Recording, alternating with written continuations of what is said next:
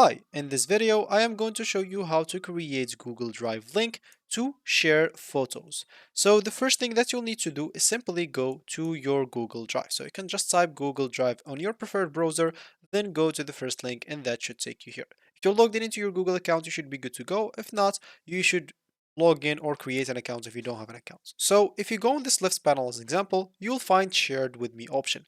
If you go and click on it here, you'll find all the files that are shared with you. So you can simply go to a specific folder and start uploading your picture as an example, let's say in this one. And as you can see, people that has this link will be able to see those pictures. So of course, let's say you want to create that link to share photos with others. So you'll have to click on the three dots on the folder that you want to share with others.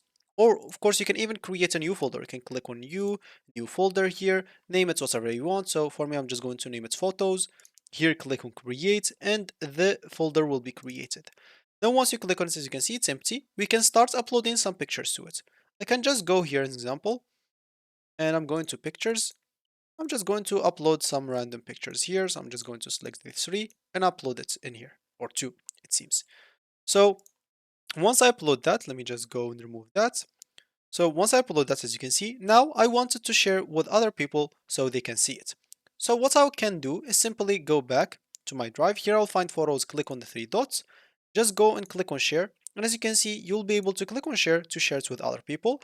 But what you'll need to do is simply go to this restricted and change it to anyone with link. So anyone with link should be able to see it. Here, you can now click on copy link, done. And I'm going to open incognito mode, just paste the link. So let's say I'm someone that has the link.